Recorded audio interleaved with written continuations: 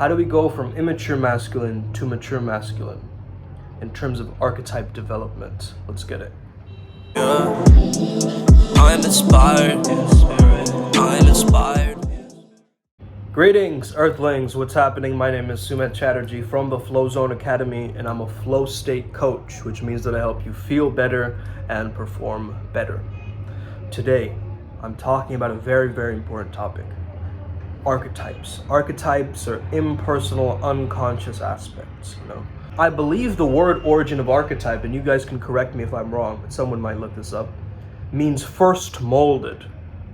Okay, means first molded. So it's an archetypical character is usually been created first, and then from there you can mold. It's like almost a framework, right? And you can mold yourself based on that archetype. Why do we have archetypes? They're different aspects of our psyche, of our unconscious psyche, okay, that we can really learn from. And it's been there from stories, myths, and many different things that keep permeating throughout culture. These trends. You could even say that stereotypes are underdeveloped archetypes, okay? Now, when I first started doing this work, I started to see all these stereotypes of Indian people that I kept getting, right? Over and over and over again. And what I did is I started to transmute those different stereotypes to more archetypes. And as I started to do that, I started to actually fall in love with my own culture. Now I'm exploring wrestling and I'm learning so much. I even learned the other day that Plato was a wrestler. And when one of his students argued with him, he would just take him down to the ground. And of course, Pelwani, Kushti, it's a part of the Indian culture. I'm quite old now. I'm in my late 20s, you could say. I've understood from when I was a young boy, about the time when I was reaching adolescence, there was a lack of direction in my life. I wasn't really going anywhere specific. Okay, I was in this phase where I was just exploring things. And sometimes it still feels like I'm exploring things, but now I have more direction, more purpose, more clarity in my mind. So really what you're doing is you're reaching the flow state with each archetype, which means you're reaching the midpoint or the sweet spot with each archetype, okay? Now, I'm speaking mainly from the mature masculine frame, and I am going to talk about the female archetypes because I'm fascinated with them as well. Primarily the Maiden Archetype, which is kind of my counterpart, you could say. If I were to look for an ideal female partner, I would go for a Maiden Archetype, which is, you could say, a princess, which then becomes a queen. The Maiden represents the sacral chakra. It's that creativity. It's that unknown. On a shadow aspect, it can also become very manipulative and things like this. But let's not talk about the Maiden. That's not what this video is about, right? If you're a woman watching this, just out of curiosity, you should take this quiz, womenlovepower.com. Do the female seduction archetype quiz, okay? If you are interested in that.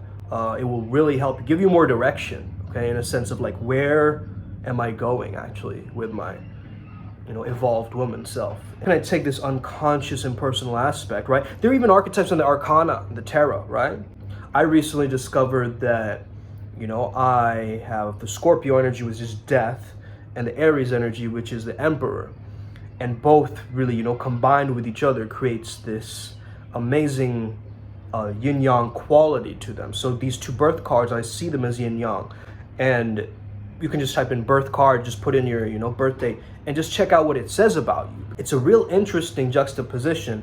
And once you can find the flow state with each one, it'll also give you more clarity. So the other day, what I did was something quite, you could say, some would say eccentric, obsessive, but I think it's important to do this because, again, this is a brainstorming session. So I have this book, I call this my quantum journal. But right here, I'm exploring archetypes, and I'm going to be delving into different archetypes, but primarily, so what I've written down here, right, that's a lot, right, that's a lot, I'm still not done, still some white space, right? So I've talked about the Jungian archetype, the gene keys, erotic blueprint, top strength quiz, Myers-Briggs, different spirit guides, ideal female archetype form, attachment style, love language, neurotransmitter, deficiency or dominance quiz, starseed type, birth arcana cards, themes, what is my inner critic, what is my Enneagram, and it just keeps going, right? So you guys get kind of a basic idea. I'm taking all the quizzes that I've done in my life and I'm actually giving it some structure. I'm not just doing a bunch of BuzzFeed article quizzes and then forgetting about them. This is what a lot of men are doing. They're doing a bunch of these quizzes and then they're forgetting about them. Write it down, create an archetype structure where you actually write everything down on one piece of paper and then go to the next page and keep exploring.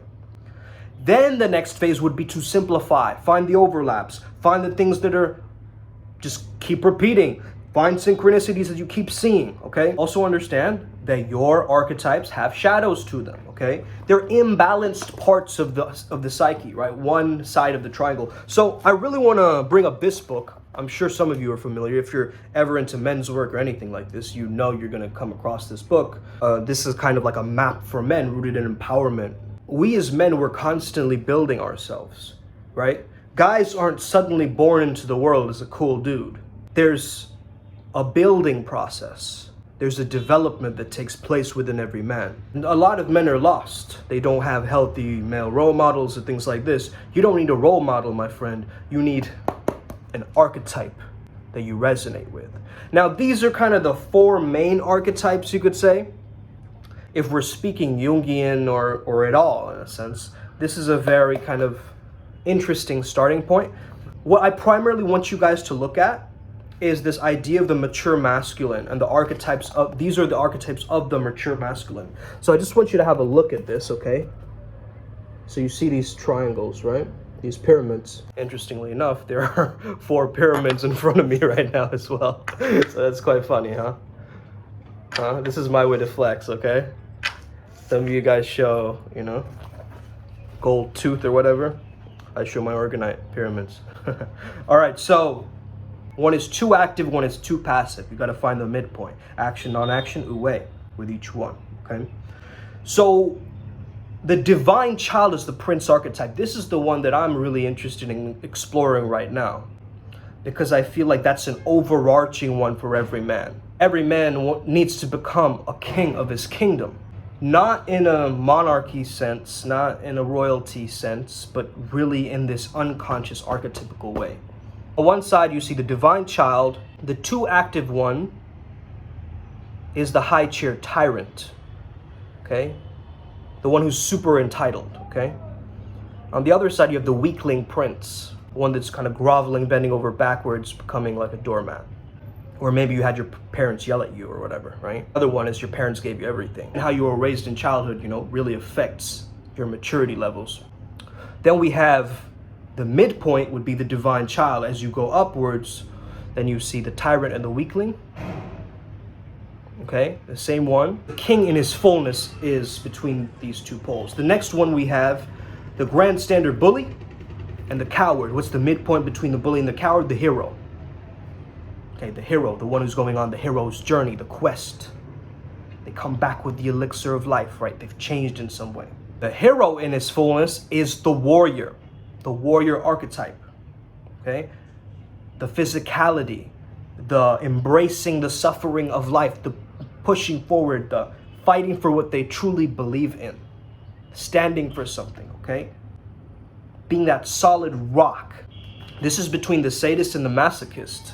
Now we go into the precocious child, which eventually becomes the magician. The precocious just means gifted, right?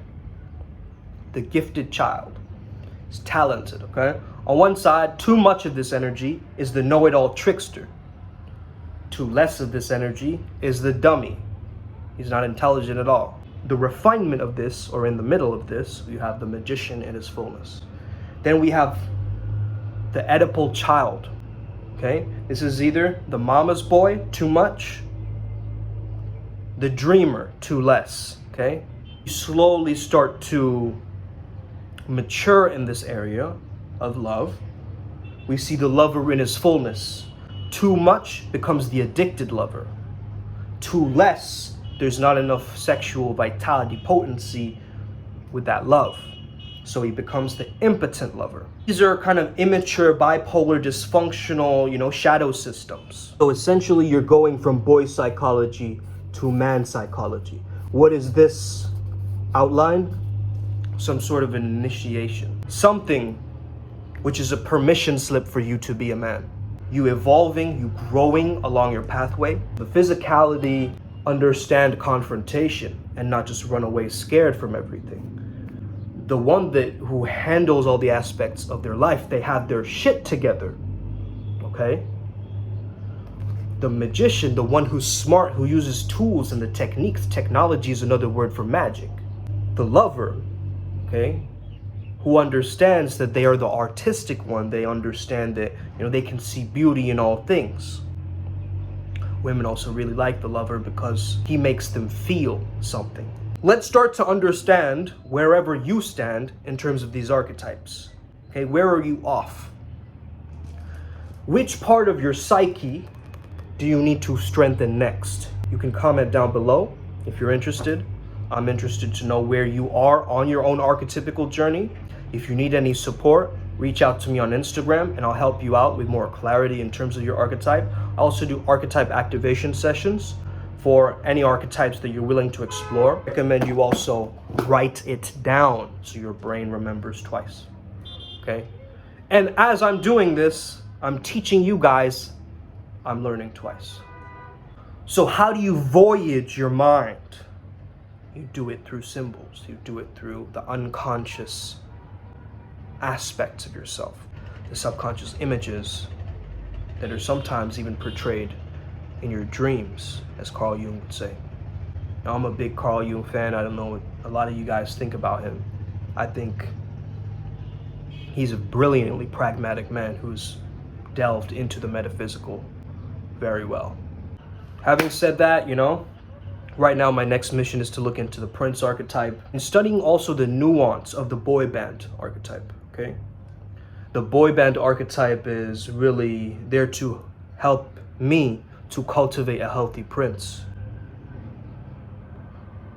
which will then refine into my kingdom slowly as I mature with age and dedication to this craft of really incorporating myself to be an authority of flow state. So I'm showing you my process in a sense, okay? In these videos, all I do is I share my process with you guys because I want to help you guys access more of this information and make it more freely available so you can heal yourself, so you can go on your hero's journey, so you can refine and get clearer about who you are, what you're here to do. If you don't deal with what's inside of you, it will eat you alive. So you must express outwards what is inside of you. And if you don't have a strategy to do that, you gotta find a strategy. You gotta find an outlet. You gotta get this journey started. Let's go. Upward Spiral Gang, may we never be the same again. May the flow be with you and stay legendary. Let's get it today, Upward Spiral Gang, Hit that subscribe button, by the way.